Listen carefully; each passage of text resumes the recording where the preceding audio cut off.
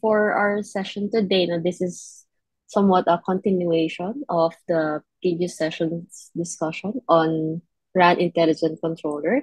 So remember from last week, we delved into the details of the RAN Intelligent Controller and also the functional split. No?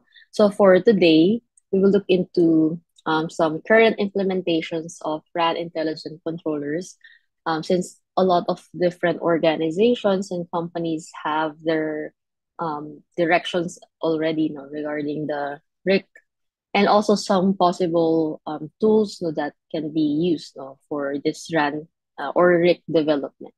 So as of now, for IORA, we are moving towards having RIC hands-on laboratory content, but right now they're not yet available, in the Rakuten Learning Hub. So for today, this is more on an enrichment session, so that you will really have more understanding of the RAN Intelligent Controller and the possibilities and what are the current trends. And of course, since this is an ongoing trend, in the whole world, there will be further developments in the next few months. A lot of the different vendors will create their own flavors of RIC, as long as they follow the the 3GPP and ORAN Alliance standards, then that is fine. Kasi the software components, can be proprietary. Okay, so with that, let me share what is the outline, for today's presentation. First of all, since we've just dived into the RIC design last week, and then the ORAN architecture was discussed a few weeks back. Now, let's have a brief review of the ORAN architecture. Maybe this is around 30 minutes. No? And then later we'll discuss the RAN RIC implementations, by different organizations. So there are already a lot of different implementations, but we will only be able to cover implementations from 6 organizations. No? But there are already a lot more, than just the 6. No? Because different companies, different economies are working towards implementing a really open RAN project. And then later, given these organizations, we will look at the R apps and X apps that they have been working on. Some of them are already available, and since of course they are vendors, there will be corresponding costing for this. No? I think that's why they are preparing a lot of these applications, of course, to eventually make them commercially available. And then later we'll look at the tools for RAN and RIC development. And actually, we are working on some more hands-on laboratory content, although it's not yet finished. No? But this will give you some ideas on how we are proceeding and what are the necessary knowledge on this. No? Most of the knowledge needed would be what you have learned in the past for the foundational courses, like for example, the virtualization knowledge, the Linux essentials, as well as a bit of the machine learning. But once we finish the hands-on laboratory content, of course, there will be some formative assessments, and not really directly towards the use of the different RIC and the CUDO components in the Linux operating system. Okay, so I hope this gives you an idea on what will happen or what will be discussed in the next hour and 45 minutes. Okay, so let's first have a review of the ORAN architecture, including, of course, the RIC framework, so that you really remember again and again the ORAN architecture. Yeah. Okay, so first of all, we already know that the radio access network is the portion of the telecommunications network that is closest to the user equipment. And this one provides the RF, RF signaling and connection to the user equipment. Mostly this looks like the one on the right, this base station on the right.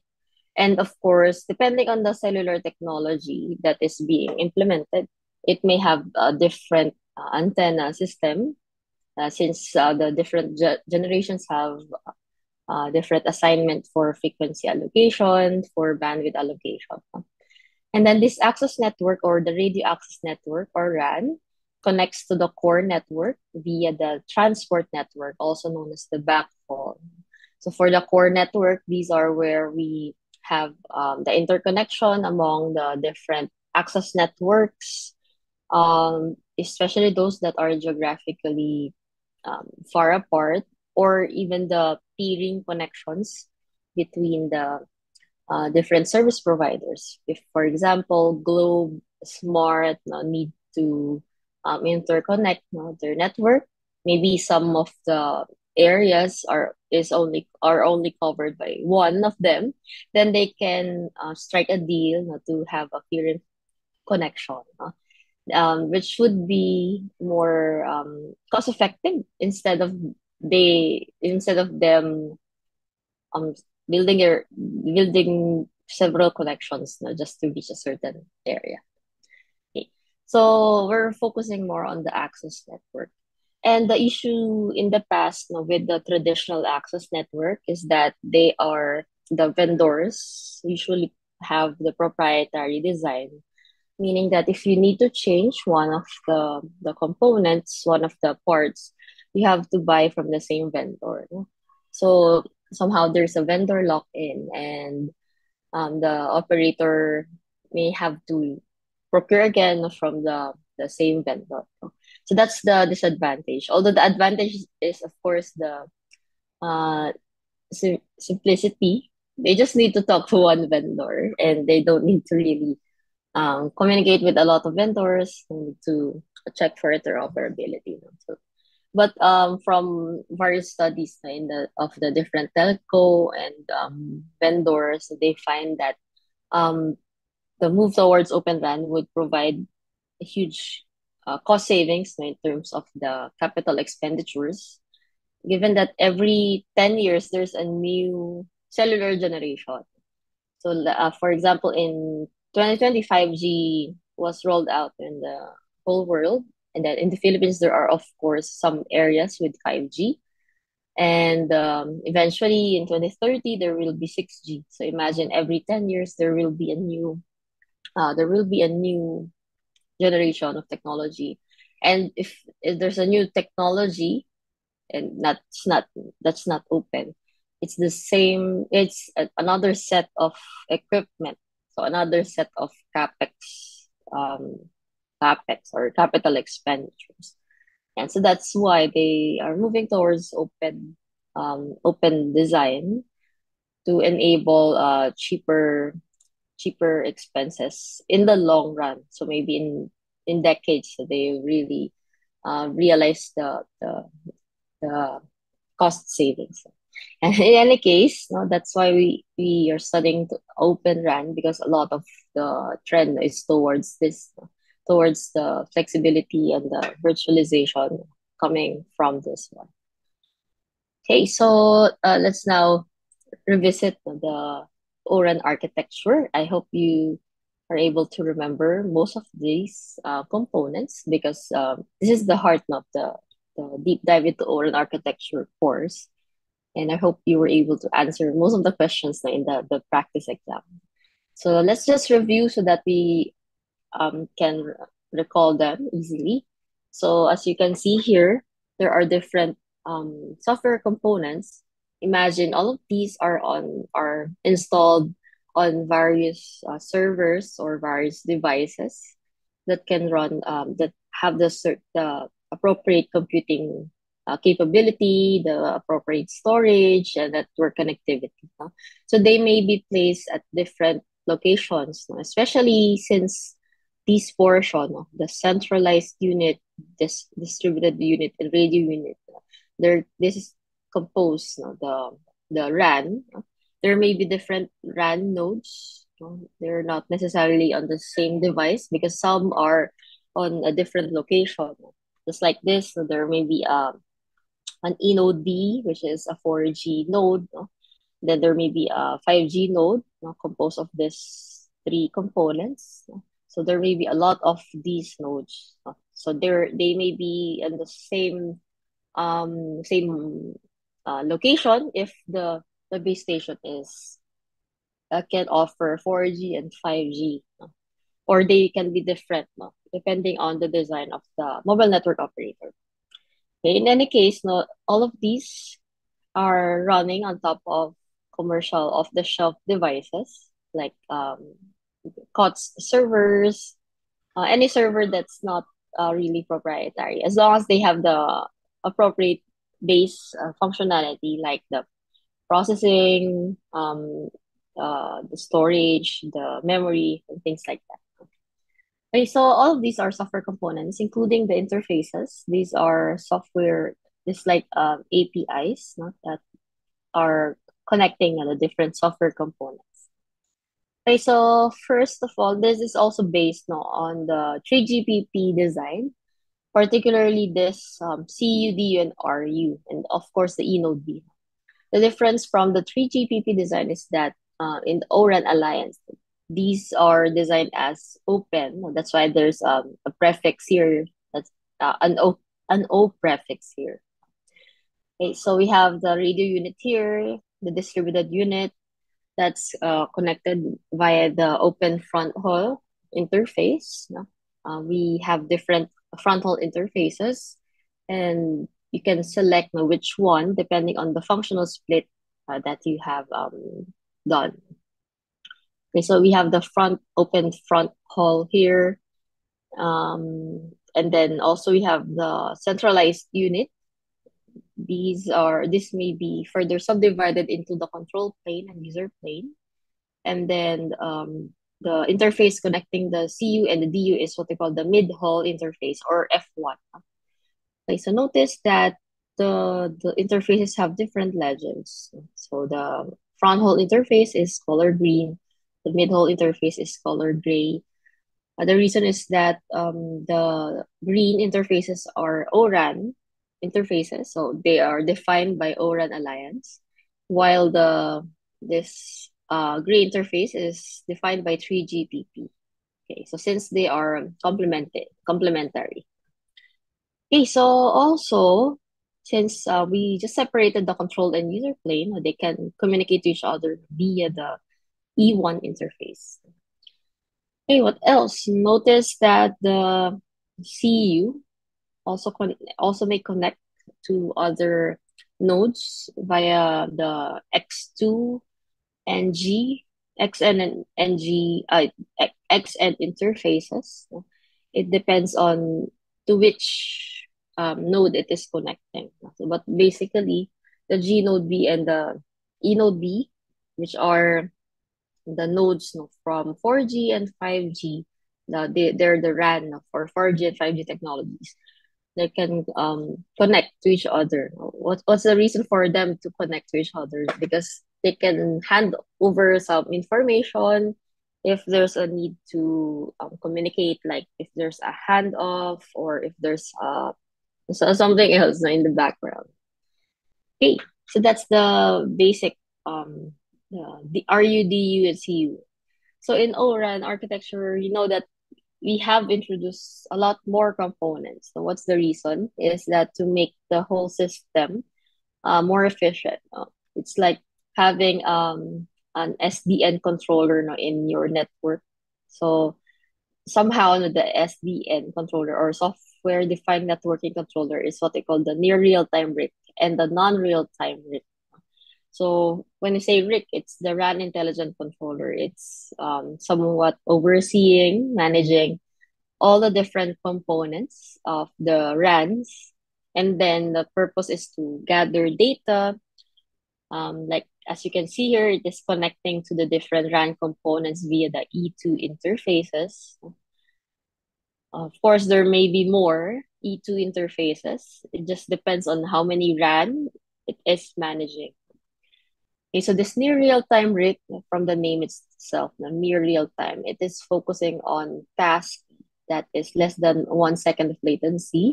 And later, we'll be able to see more about the different applications that reside in this RIC, which is what we call the X app. Okay, so we'll learn more about that.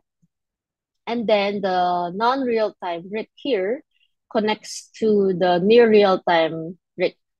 It connects through the A1 interface. No? So why do they need to talk to each other? It's mainly because the non-real-time RIC gets its information from the near real-time RIC. Since the near real-time RIC is the one collecting the different data, diagnostics, no? So there's radio network information base here. And then the non-real-time RIC will leverage that to process these data and eventually prepare a model or maybe policies based on these data. So it's more on somewhat like a long-term controller.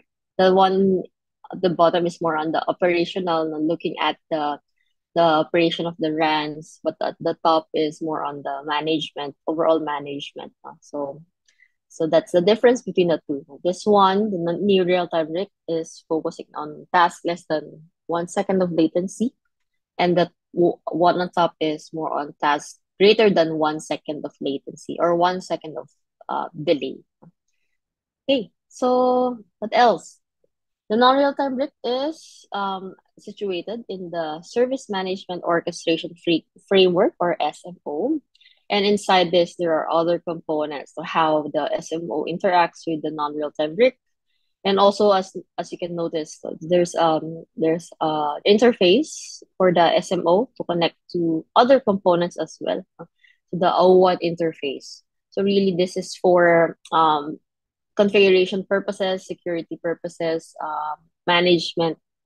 So this is more like like a control plane, like controls signals. So if there are changes in the policies set by the administrator, the policies can be implemented by sending these updates through the O1 interface. So you can send updates via towards the eNode B, towards the near real-time RIC, towards the RAN components, the CU, and also the DU. Okay, currently, there's no direct link from the SMO to the RU, but eventually they're looking at implementing this so that the radio units, since they are also SDN, they are programmable. They can be reprogrammed, not really on the fly, but rather they can be reprogrammed without necessarily um, removing it from the operation. Maybe having it go on a short downtime, then going and making it go up again. Okay, so I think the last one that we did not review is this O2 interface, wherein the SMO also connects to the O Cloud. O Cloud is like open RAN cloud for any cloud infrastructure management and others. Since some of the services may be offered in the cloud, like inventory, software management, especially if there are other software services being offered by the telco, then there's a need to interconnect them. No? Some are possibly external deployments, so they need to connect.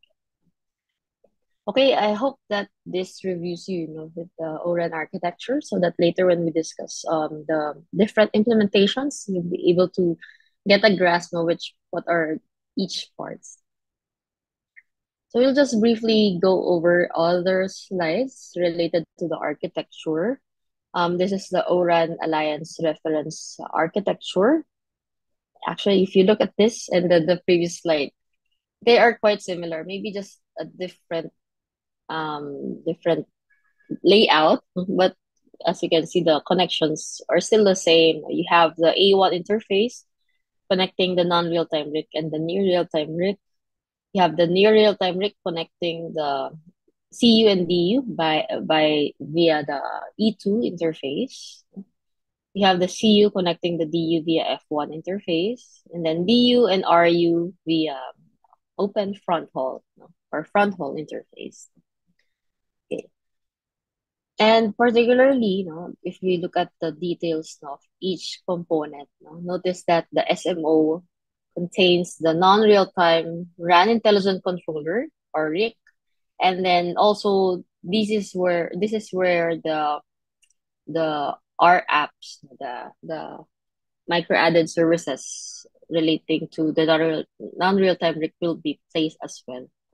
So the R apps somewhere here, no, that is not shown yet, connect to the non-real-time RIC via the R1 interface.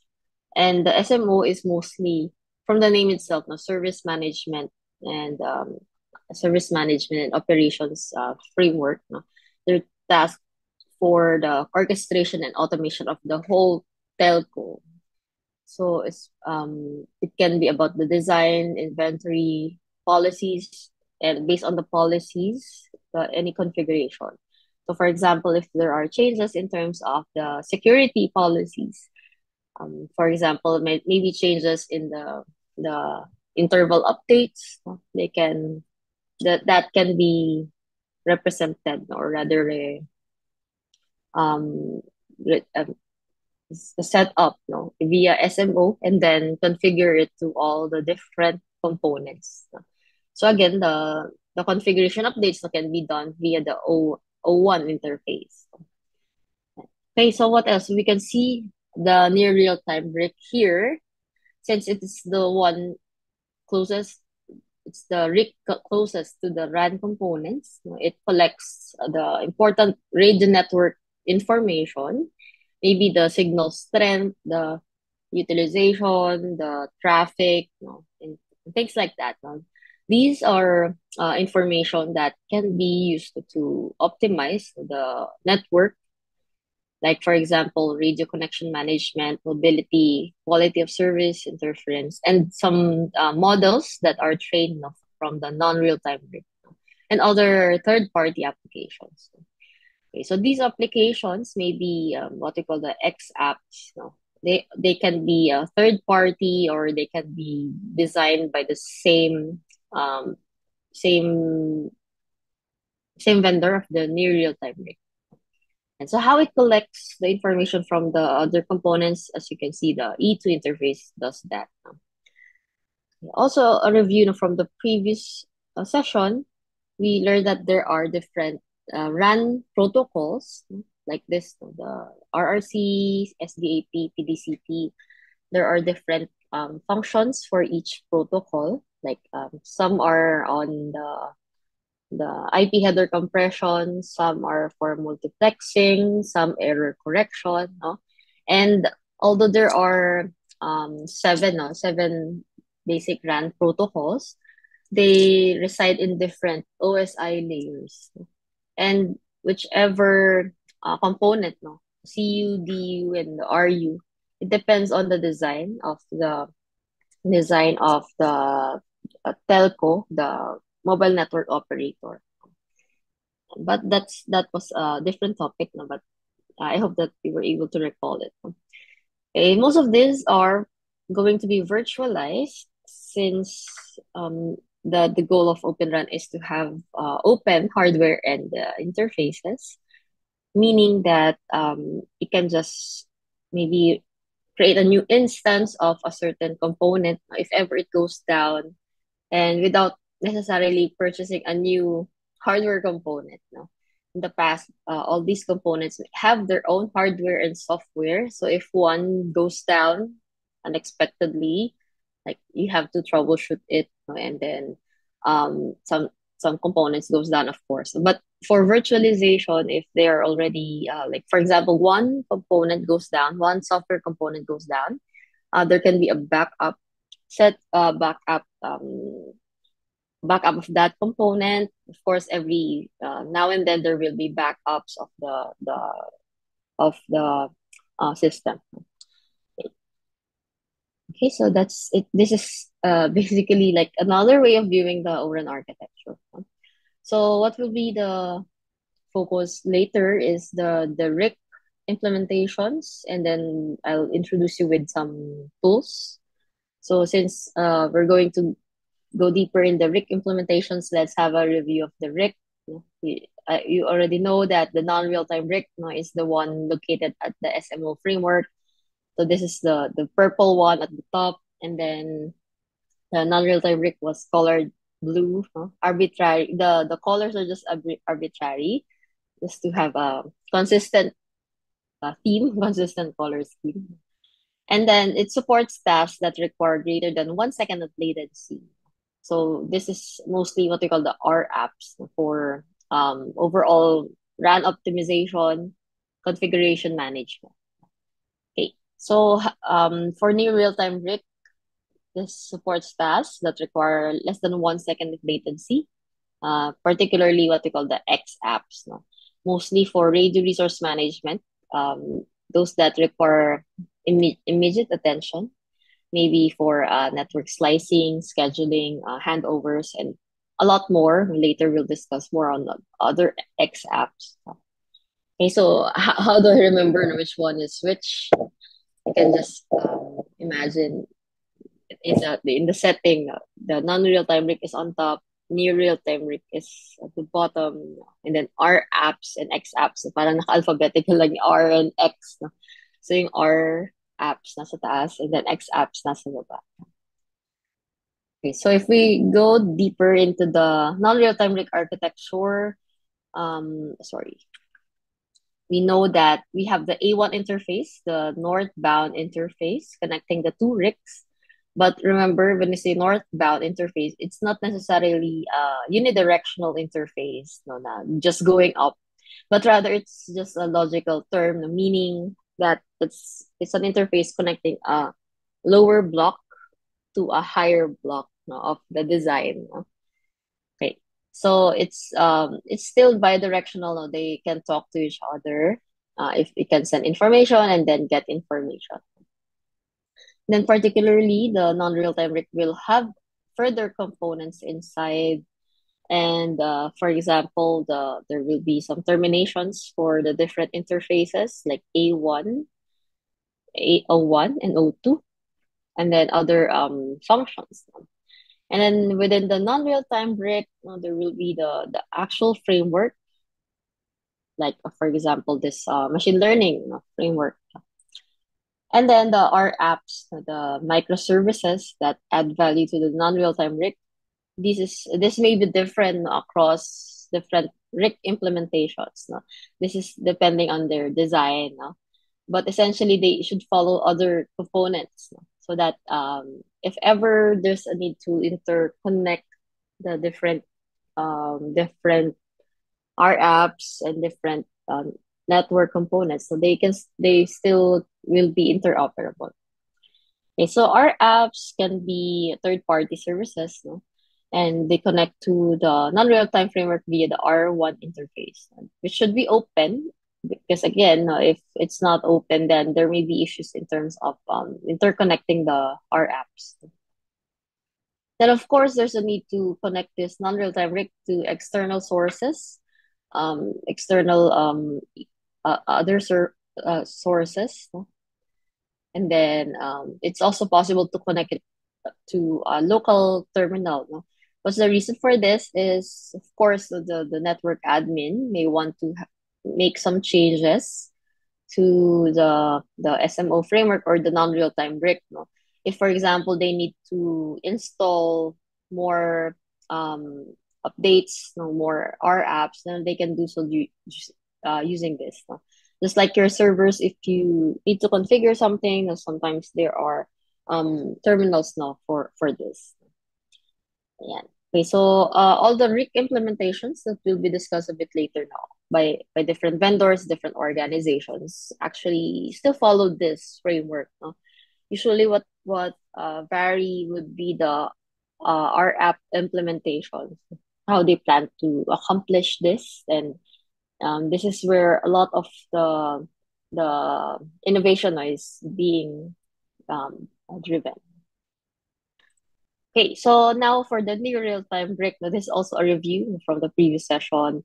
Again, we have the E2 interface. This is what we call a southbound interface connecting to the E2 nodes. Since the near real-time break needs to connect to other nodes and gather information. And then what are possible information? This can be the different radio network information, like the utilization, the signal strength, the user number of users, traffic, and things like that. And these information can be used to perform different management services like this, conflict, subscription, security, and also added services like the X apps. So you can see here it's not a specific X app because again the mobile network operator can decide which application they want to use. They want to use all that as long as they have enough resources, and then allow them to and test them because of course if you install one X app then another X app you have to check whether there will be conflicts between the two. Maybe one has a different um, action or different output, while the other one. So that's the one challenge that Open RAN brings, no? More on the interoperability among the components, especially the software components. Okay, so the RIC itself, the near real-time RIC itself, can just be one RIC or it can be multiple RICs, depending on the design. Maybe it's just handling certain nodes while the other RIC handles other nodes. So there can be a centralized near real-time RIC. There are three types, as you can see here. Type 1 can just serve all the different 5G nodes, but it's also possible that the same near real-time RIC serves both the 4G and 5G nodes. No? So the 5G nodes here, and then this one is the 4G node. No? Or another type of centralized near real-time RIC is that it only serves a 4G. So this is what we call a centralized. Each type here is what we call a centralized near real-time RIC because all the processing, all the nodes connect to the same centralized near real-time RIC. But it's also possible to have different near real-time RICs. No? So the vendors may choose to design them separately like this. There's one physical near real-time RIC, but logically there can be more. They can be handling certain nodes only, and then they connect. They all connect to the same non-real-time RIC. So what's the advantage of having this kind of design? It's one main advantage is that if one instance goes down, there's a redundancy here in case that goes down. It can go the processing can go to other near real time data. That's the advantage. No? But of course, the disadvantage is there will be more connections. So there will be E2 interfaces connecting other components. No? So if all are interconnected, like a fully mesh net system, then there will be a lot of interfaces. These interfaces are software, no? Or virtualized, so there will be a lot more processing necessary. Yeah. Okay, so these are the two major deployments designed for the near real time. Okay, so now I hope that you were able to get reviewed or familiarized again with the ORAN architecture, with the near real time RIC, non real time RIC to gain better understanding of the other discussion later. Okay, so now let's go to the RAN and RIC by the different vendors or different organizations, not necessarily just vendors, but organizations. Some of them are um, non-profit foundations.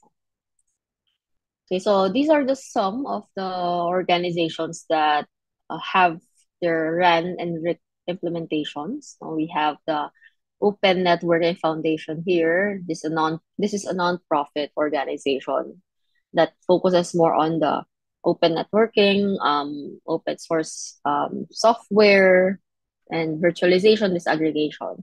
Although they're going to, I think a portion is now merging, no, with Linux Foundation. Yeah, but right now, no, they still exist, no, as the ONF entity. Okay, so also we have VMware. Now, if you have heard that this VMware is mostly for virtualization, if you have already tried creating your own virtualized OS, no, maybe running Linux on top of your Windows. No. VMware is one of the typical solutions, no, to provide that hypervisor. They're already bought by Broadcom, no, the one mostly in charge of the preparation of creation of chips, wireless connectivity chips. And then VMware also offers cloud services, so not really just the hypervisors. And then of course Ericsson, is one of the key telco network vendors. They carry products for core, transport, and RAN. Similar to Nokia as well, no? They are one of the key telco network vendors. They can provide the solutions to the telco, and then um, the telco service providers, no, will be their customers. Okay, and then of course Rakuten Symphony, no? They are telco in Japan. They already have some working Open RAN initiatives, and then also Juniper Networks. This is like a competitor of Cisco. They also are moving towards this initiative, this Open RAN initiative. Okay, so these are just some of the vendors. Now there will be more and maybe more. No, as the months roll out, no, they may add more information, no, to to give to the public. But for now, let's look at these organizations and what are their RAN and RIC implementations are. Okay, so for Open Networking Foundation or ONF, so they have different projects, no, and particularly under the mobile networks area, these are the related projects. No. So we have the SD-RAN. All of these, no, you can find in this website, opennetworking.org/open-RAN. So we have the SD-RAN. This is an open source mobile RAN components compliant to ORAN standards for true multi-vendor RAN solutions. So essentially, this is their Open RAN implementation, the SD-RAN.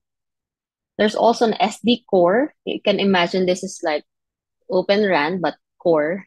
So it's like an open core network.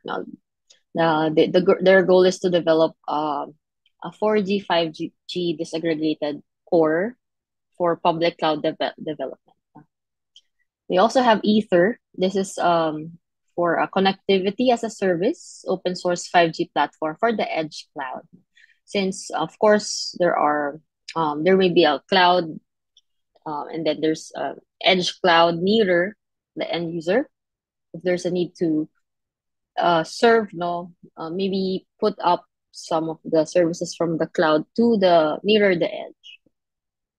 And we have this smart 5G. This is more on like what they call that for open solutions to to drive the intelligent energy saving functionality, because a lot of the different components, no, especially the RAN, there are different generations, right? Like 2G, 3G, 4G, 5G, and each node, no, can can host the generation, a certain generation. It will add more and more energy consumption. No? So they're trying to make it more sustainable and more energy efficient, no? Using this testing that, no, with this project. No? They will be leveraging the machine learning components on how to um, make sure to save more energy. Okay, so let's look at the SD-RAN. Again, this is the ONF RAN, Open RAN, the implementation. No? They have developed 4G and 5G Open RAN with near real-time RIC and X apps. And this is deployed no, by Deutsche Telekom now in I think in Berlin. No? So they already tried a 5G field trial with 8 vendors. So as you can see in their diagram, there are a lot of information, but we can start at the bottom. No? So there are 4G, 5G radio units. There are also distributed units, centralized units. The distributed units and centralized units may be co-located like this, or they can be at different locations, just like this. Okay, so other components we can just let it be, but you can see that the components are connected to the near real-time breakdown. There's just a name here called the Microonus near real-time breakdown. This is their flavor of the near real-time breakdown. This is based on ONOS. It's a leading open. This is Open Networking OS. No? It's an open source SDN control plane. No? So since RIC is like an SDN controller, it manages the different components within the network. And the main difference is that it's managing network components, particularly the RAN components. Yeah. So this is just the name, no? This is just their flavor because of course this is a product. No? The RIC is a product that um they can offer no, the telco or the mobile network operators. And then running beside near real time RIC would be the X apps. No? There can be different X apps here. This one is the key performance measurement. This one is the self-organizing network and others. No? They can have other here, of course. No? This is not limited to this setup. Okay, so that's the main idea. But as you can see, it's quite similar already with the ORAN architecture. They just have a different name, but they were able already to test this in the field trial with 8 vendors. These are some of the vendors included. Some are ex-app vendors, no? Like for example, AirHub Communications, no, is an ex-app vendor. Okay, and then the ONF also has the SD Core project, no, although it's not the main focus of Open RAN, but this is more on Open Core. But it's also eventually, maybe more um, towards this trend, no? Since the open design will have more um, cost effectivity, compared to the non-open design. So why they need to have this is what's the goal of the core? No, it's really for authentication of the mobile devices, or maybe checking for the quality of service or subscription. A lot of other back end services.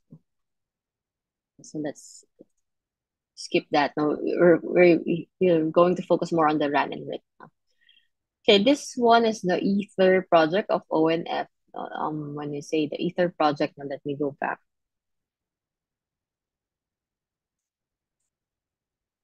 It's more on a connectivity as a service platform for the edge cloud. No? So if there are edge cloud near the end users, no, they can do so and implement it like near the edge. No? And then this is their design. They have the SD-RAN connecting towards the end devices. And then, of course, given that the information on these devices can be extracted, then the Ether can process it further, and this can be deployed even in small cells. Although this is not necessarily just Open RAN, but value added feature beside Open RAN. And then last project, no, there are other projects in ONF, but these are the most related, no, to Open RAN. No? You have the Smart 5G proof of concept architecture. the smart 5G means sustainable mobile and RAN transformation. The main motivation is that the base station has more energy consumption over if it implements a lot of technology, like if it manages 2G, 3G, 4G, 5G. Each one is a separate system right now. So that means more and more energy will be consumed, especially if it's operating 5G. 5G has the highest power consumption among the different generations. One reason is that, of course, it's operating in higher frequency, like for example, a sub 6 GHz spectrum. No? So there are already some series of proof concepts from ONF wherein they try to optimize the different parts in terms of energy consumption, like this, no? RAN energy optimization, RAN on a systems level, CPU level, and things like that. No?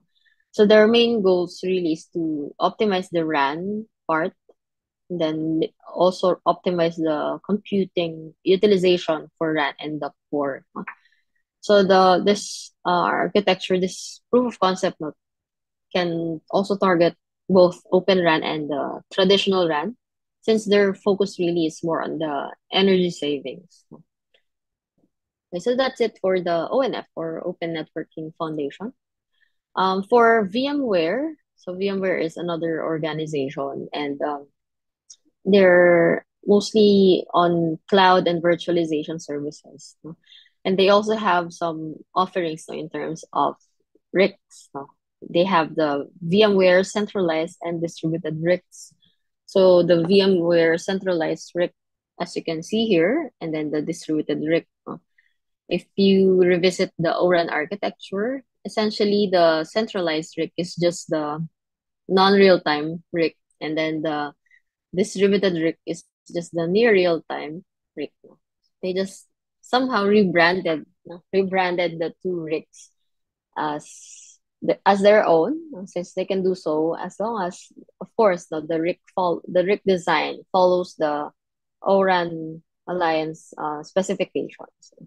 So they rebranded it like this, and then still the distributed RIC connects to the different components like the DU and CU, and then the centralized RIC connects to the different distributed RIC. So these are just cloud native implementations of the RIC, and since they are cloud implementations, they are also software defined, and they're programmable. So later also we'll discuss more about since VMware also provides some SDK. So they if a certain organization is a partner, they can provide the SDK to easily set up their R apps and X apps. And as you can see here, it's still similar with the ORAN architecture. No, the R apps connect to the non-real-time RIC. Hindi lang nakasulat, but it's the R1 interface here. No? And then the X apps connect to um the the near real time RIC, no, via certain APIs. Okay, so we'll be able to see more, no, about the different X apps and R apps offered by VMware. Okay, and then another organization is Ericsson. No?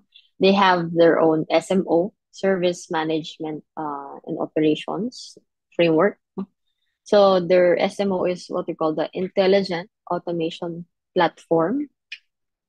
This is their design, but essentially the SMO again now contains the R apps, the near real time, the non real time RIC, and then connects to the RAN, no, through the near real time RIC. No?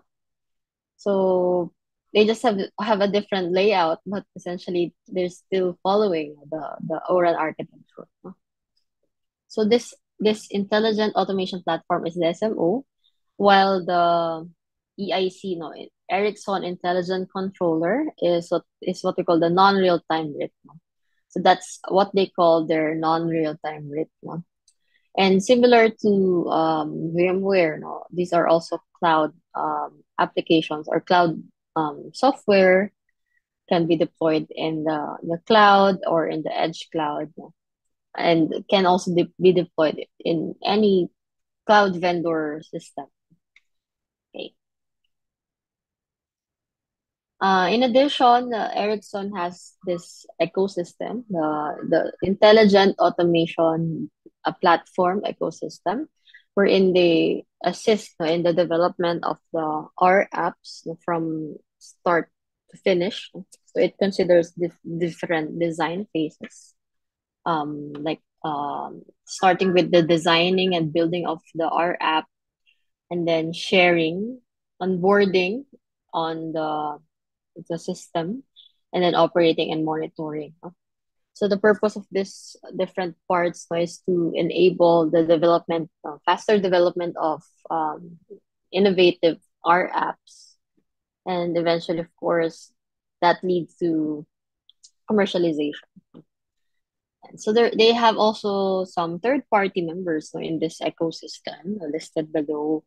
There are some of the R app vendors or developers, and later we'll see some of their current R app implementations. Okay. And then we also have Rakuten Symphony, although they don't have a specific diagram in their website, so maybe it's a bit proprietary right now. No? But they have the Real Open RAN licensing program. In this licensing program, that they have enabled interoperability testing of different components, no, from various vendors, like listed here. Um, Also, there are also Open RAN deployments, no, together with they have their own, and then they have connections, no, with the Z-Touch networks, no, to launch the R apps and X apps, no, with Rakuten's SMO and RIC platforms. So Rakuten has their own SMO and RIC platforms, and then they're collaborating with other companies as well, no, to test these platforms alongside the R apps and X apps. Okay, another organization is Juniper. Juniper is like a competitor, no, to Cisco.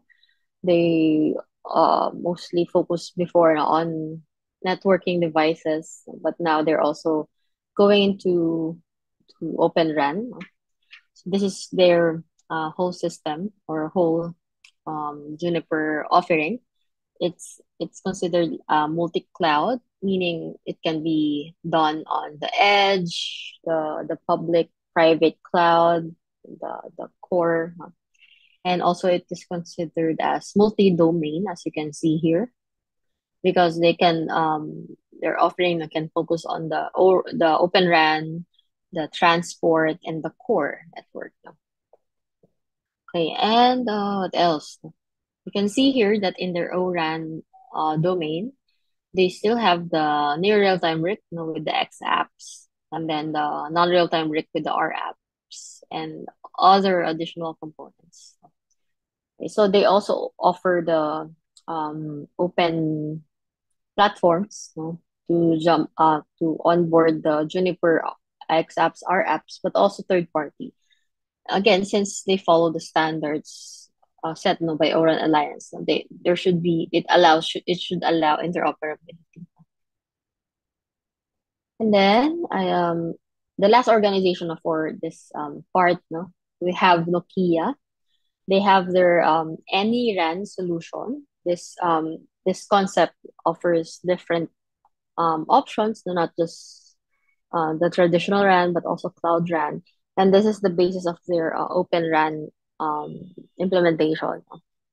So as you can see, there are different partners. There are partners for processing, partners for containers as a service, partners, the radio partners, the radio device partners, and the computing hardware partners. towards the soft the um the server partners and things like that.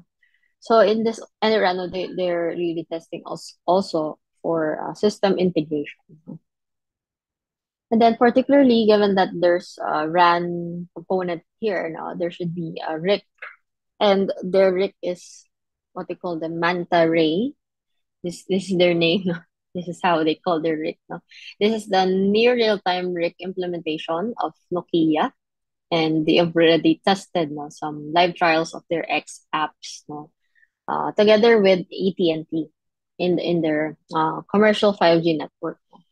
These are some of the Nokia X apps, the advanced traffic steering, the anomaly detection X apps, and a lot more. No? So if you go to Nokia's website, there are a lot of press releases on how they're accomplishing different tasks. Like there are field trials on near real-time RIC.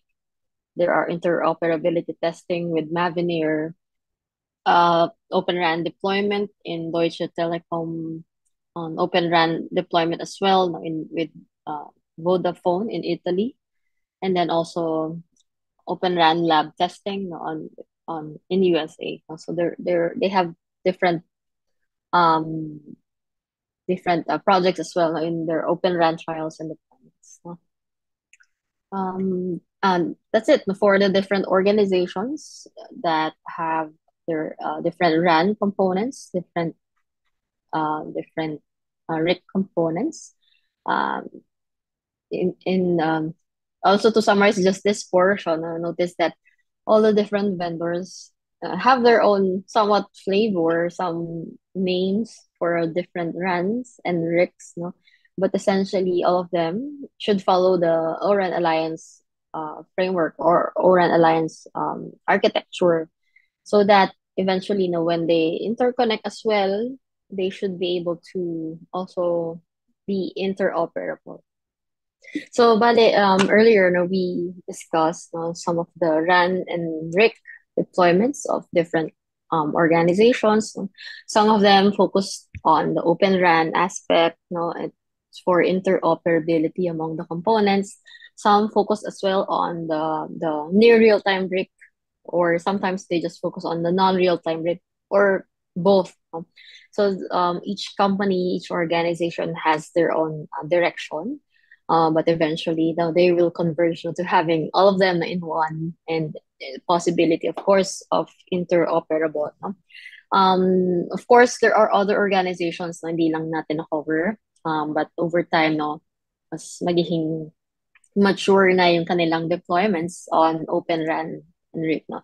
So very exciting right now, parang developing of the technology from the theoretical design na the ORAN Alliance no towards as well in the actual implementation of the target users no, or target ORAN implementer. Yan. Okay, so sorry, let me go. Ito yung kanina. Okay, so of course, no, the RIC no are the like the controllers, but the micro added services running on the RIC no, will be the R apps and X apps. Wherein, as you already know, no, the R apps is the are the micro added services on top of the non real time RIC, and the X apps are the micro added services on the near real time RIC. Yeah, so in this table, no, this is the same table as the last session. No? Our apps are non-real-time RIC applications for tasks that require greater than 1 second of latency. And then this is really independent of the non-real-time RIC, because if you can recall from the design, from the architecture, let me go back.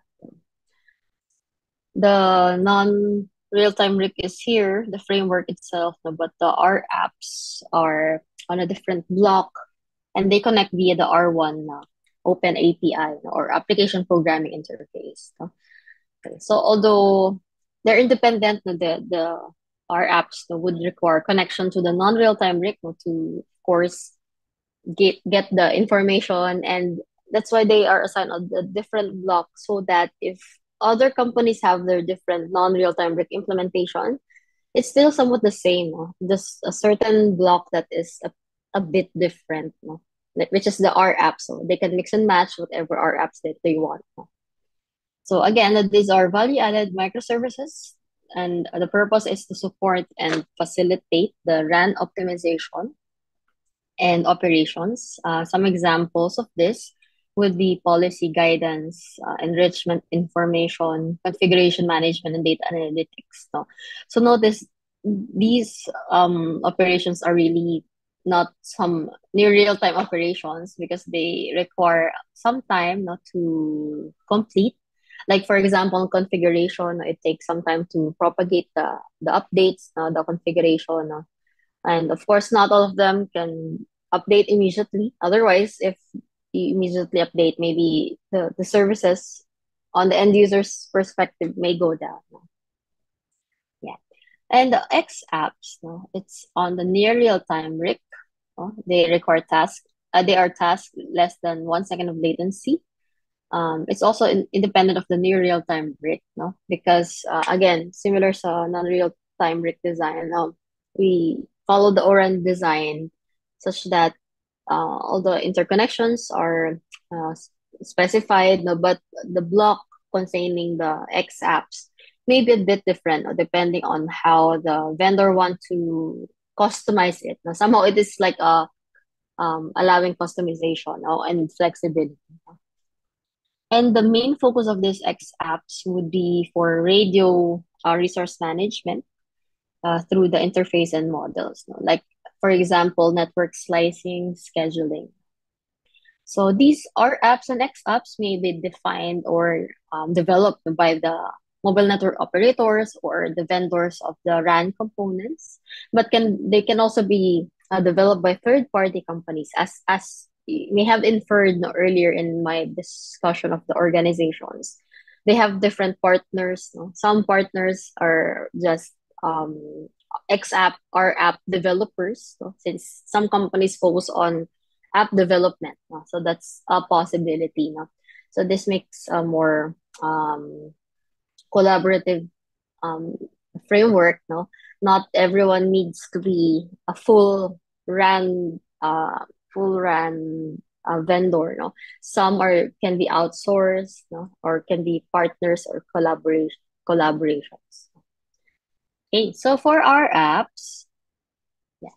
So these are some examples of the R apps. No, sorry. The cell-wise, no, not, hindi ko pala nailagay. No? But the vendors here are Ericsson, Juniper, Cellwise. No? They have the X app as well, and AirHop Communications. No? These are just some of the X apps they have for now. And actually, no, if we go to each company's website, no, they have the description of their X apps. No? So for X app of Ericsson, they have RAN, energy, cockpit, performance diagnostics, performance optimizers, automated configuration consistency. No, some of the details of this, no, maybe if you go sa websites nila, they are a bit generic. No, possibly because of course, the details on how they develop this, no, are proprietary, no, which is fine, no, even in the Open RAN perspective. Because in the Open RAN perspective, the hardware and the physical interfaces should be open. And, and then Juniper, they also have our apps, no, for different functionalities. Then this another vendor, no, this is one of the Ericsson third-party system ecosystem vendor. They have what they call the Optim R apps. These are some of their R apps. Sorry, should be R apps. No? So physical cell identity optimization, random access channel optimization, mobility robustness optimization, mobility load balancing, and anomaly detection. No? So notice a lot of these are some of the tasks that maybe it may take some time, no, to accomplish. That's why they are R apps. No? Like anomaly detection in the base station utilization and things like that.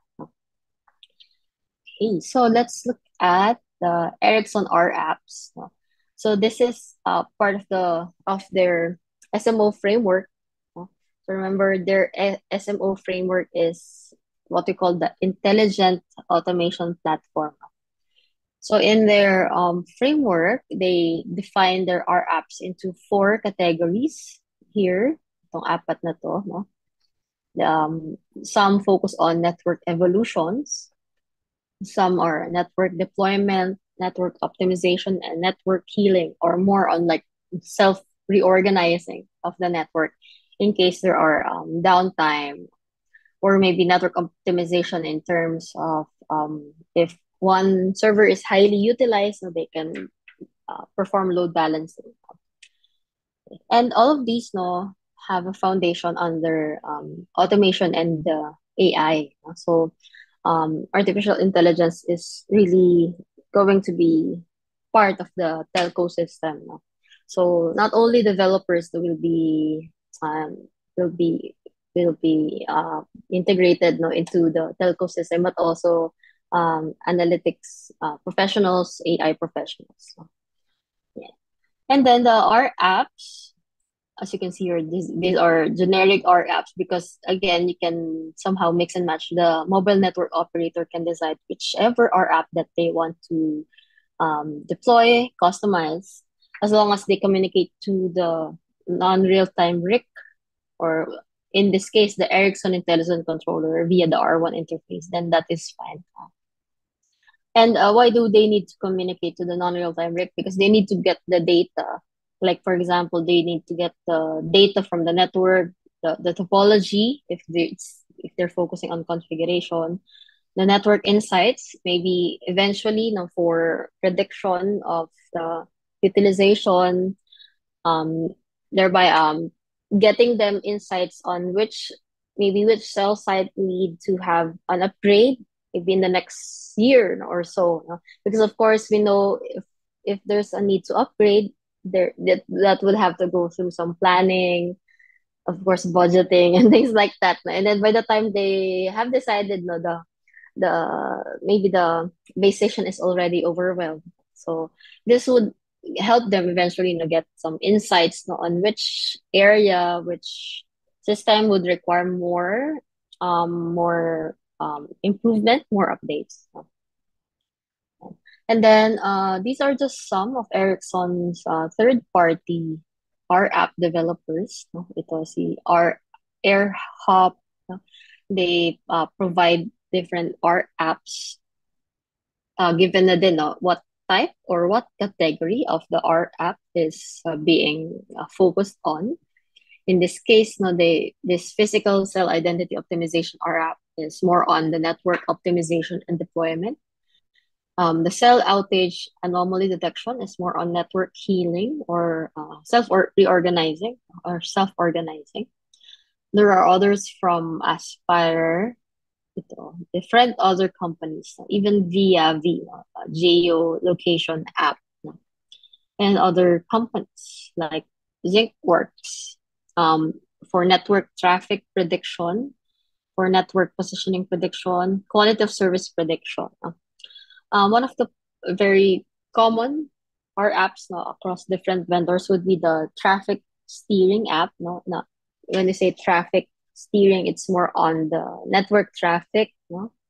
Not really, not really vehicular traffic, but rather network traffic. There's also some sustainability energy savings initiatives like this. This one, RAN energy savings R app, and even commerce, no, sales analytics, so that they know, no, maybe by understanding no, what are the usual services that are being utilized no, by the subscribers, they will better know which of the services they need to procure more. Maybe if they find that the end users are using this particular cloud service, then they can budget for more. No?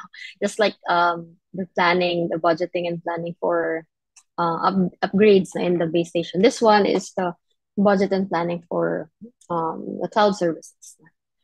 And so they have a lot of these, no? And of course the details, no? The code no, for each R app maybe proprietary.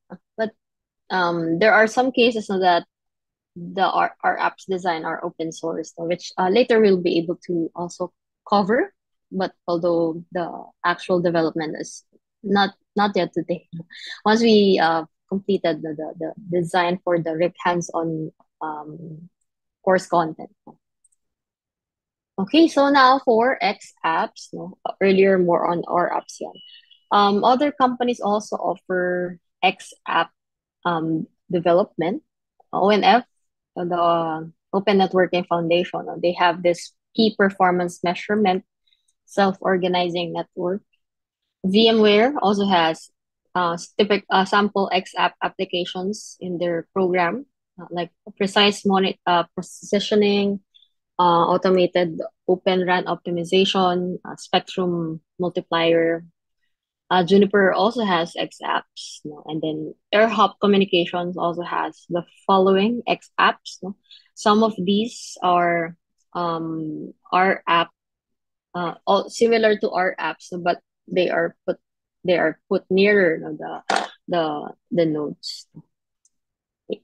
So there are a lot of them, but what you can take away from this section is that different companies have their they can create their own proprietary R apps and X apps, and these R apps and X apps will be interfaced, no, on the respective RICs, no, in the non-real-time RIC and the near real-time RIC. No?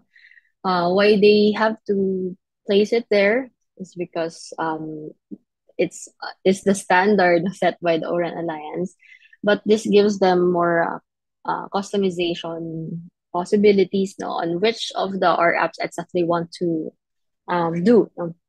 And even of course, since it's in the framework, it's a separate block, they can expand if they want hundreds of R apps, X apps, then they can do so as long as they have the necessary physical structure, the infrastructure that can handle all those processing. Then they can do that. No?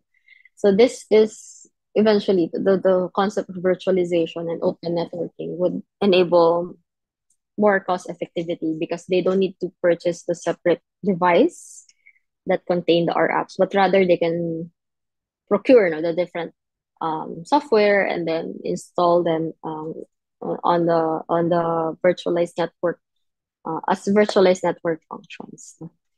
And there are other R apps and X apps currently, but over the next few months, years, we'll know more about them. Yeah. Okay, so now for the tools for RAN and RIC developments. No?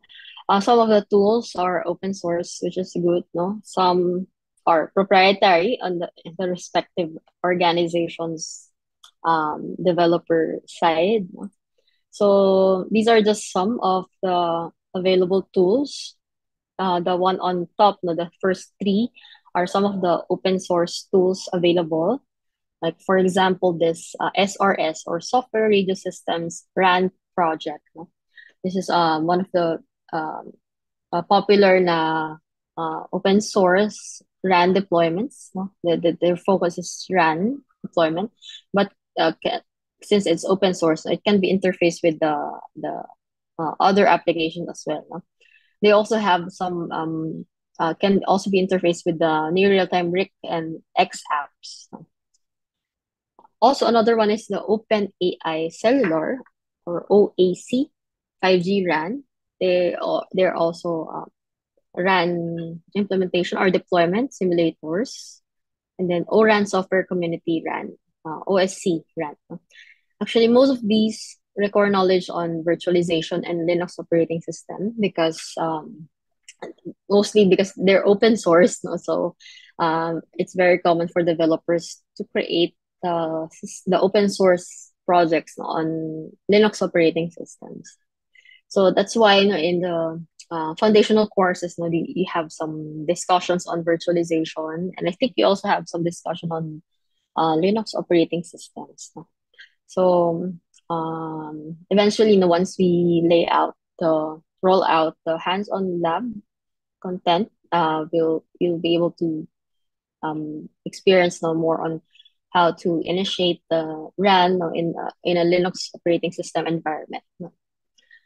Okay, so on the top, the first three are some RAN deployments. The others are to enable the development of the R apps and X apps. Like for example, in VMware, they have a RIC SDK, software development kit program, to enable development of the X apps. So that maybe this also move to find good partners for app development and eventually integrate them, of course, in their VMware RIC. Ericsson also has an open SDK for developing our apps. Then there are other tools as well. No? Some like MATLAB, it's a computing environment. There are also move for including the RAN and RIC into this computing environment, which makes it also if a university has MATLAB, then they can easily um, generate their own system without necessarily having a Linux operating system, since MATLAB can operate on various operating systems. No, it's a software no, on top of the OS and others. So now we're just not we're not going to be able to cover all of them in this session. Okay, so let me just go over the first three projects in general. So actually, in a lot of research works, no, in if you've access no, in IEEE Explorer, most of the implementations no, rely on the three, the SRS RAN, the OAI, and OSC. So itong tatlo no, yung parang pinaka-base na RAN project, no, Open RAN projects. No. And from there, nanganak na siya into other parts, no? Like OAI 5G RAN has also as OAI 5G core network, and meron din itong free 5G core. Tapos pwede rin itong may flex RIC din sila, no? May RIC din silang uh, development, no? And then other connections. So this is the basis for other RIC platforms, like for example, the micro-ONOS of the Open Networking Foundation, and also the RIC of the open source community. Sorry, yes, tama. And then, yes. Okay, so SRS RAN, no, yung ganun din, may mga basis din sila as for the development of others. Since open source sila, no, they were able to um, facilitate the building and testing the end-to-end 5G systems. So, yeah. So one of these three main projects would be yung SRS RAN. No? So SRS RAN, or you can search SRSLT. That's also how they started. No? They have different. They have a 4G release, and also they have a 5G release. No? Yung 4G release nila is ito, no, can be installed on Ubuntu. Yun nga lang, of course, aside from just updating, installing it, no, may ito-check, for example, in terms of interoperability, and also baka yung version, no, yun kasi yung usual na sakit ng mga open source. No? Sometimes if you use a different Ubuntu Linux version, no, maybe it will not work the same way because of the libraries and dependencies. Yeah. But anyway, no, this one, no, may 4G and 5G sila. No? And in the 4G RAN, no, meron, since 4G yan, no, may mga LTE, UE, there are also eNode B, and then there's also a core network, or the Evolved Packet Core Network, or EPC. And then for SRS RAN project, now this is their 5G initiative. This one has the ORAN CUDU, and kumbaga they follow the 3GPP and ORAN alliance, from layers 1 to 3, and then maganda dito is open source and commonly used for research works, and also in commercial deployments. So we're currently, working on preparing some lab activities, based on the SRS RAM. And so if we check their design on how they do it, no, they have this overall main block diagram. We have the SRS UE. UE is user equipment, no? And then connects to the G-Node B. And then there are also near real-time RIC that has the X app. No? Okay, so remember E2 interface yung ginagamit, no, to connect to the nodes. And then the G-Node B can also connect to the 5G core, no? Or rather the node, no, the RAN can connect also to the 5G core, or the core, given the backhaul interface. No? So, very critical talaga na sa puso na natin yung ORAN architecture, kasi a lot of the diagrams of our different projects are based on that ORAN architecture. Medyo naiba lang ng konti yung design, yung layout, but essentially they're quite the same. Ayan. Okay, so if you go to their website, the SRSLPE, you'll notice that these are open source radio suites that you can download. Pwede siya i-download, no? Just go to the um, appropriate part, no? And their codes, no, are available online via the source code, no? The download just a GitHub, and there are some, yeah, there are some ways, no, how to install it on different Linux implementations and some tutorials. So this is of course this is what we'll be working on eventually. Yeah. Okay, let me go back a little.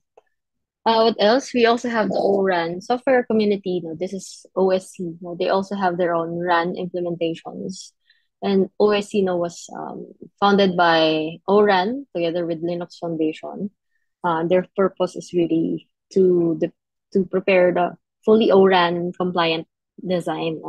Ito rin yung source, for the ORAN architecture, if you can recall the website. And they're partnering with different companies as well on different aspects. No? Particularly, ORAN is focused, of course, on the CUDU, but also there are certain components like the non-real-time RIC, near real-time RIC here. They have some sub-projects. Okay, and then you have the VMware RIC SDKs. No? If you go if you go to this website, there are a lot of available SDKs, software development kit. They make it available now to their partners, and the goal is to enable the development or faster development of the R apps and X apps, to maybe find their partners. Yun yung, I think, implicit na ano. So the VMware RIC is designed to run on Kubernetes CAS, and siguro let me go to their website. No? Yeah, okay. So if you go to this website, they have their discussion on the VMware RAN Intelligent Controller. They provide the SDK, for the centralized RIC and the distributed RIC. When we say centralized RIC, this is basically just the non-real-time RIC. No? And then the distributed RIC is the near real-time RIC. No? This includes the sample codes they need to jumpstart and accelerate the deployments. Of course, since these are app development, so other skill set ang kailangan. Earlier kasi more on virtualization, on Linux operating system. Ito naman nakafocus on the app development. Yan. So, yan, just an overview, no, may mga ano sila na it's running on Kubernetes, and different containers, no, can be used. Tapos, ito naman yung just the discussion on the VMware centralized and distributed RICs. No? And they rely on C and C++, no, to be able to develop the different applications. Yeah. And then, so they have their sample use cases for the X app and R app. So for the our app, no, I think this is our app. I'm sorry, XApp, no, precise device positioning to know the precise location of UE so that they can understand the offer tracking use cases or even for handover and things like that. And currently, the device positioning is under the device manufacturers, relying on GPS, Wi-Fi, Bluetooth. No? But the issue with this is medyo magastos na sa energy. So they're trying to also provide an X app, no, given the information in terms of the, the network information. No? And then once they understand where the end users are, no, they'll be able to offer a lot more services. No? Kasi once they know, no, where the end users are in general, no, they'll be able to see, no, saan yung traffic, no, where the traffic will be, the trend of the traffic will be. And then also the automated Open RAN optimization app, no? Our app, no? This can focus more on the frequency planning, conflict mitigation, and optimization. So this can see some collisions and eventually, you know, for resolving them.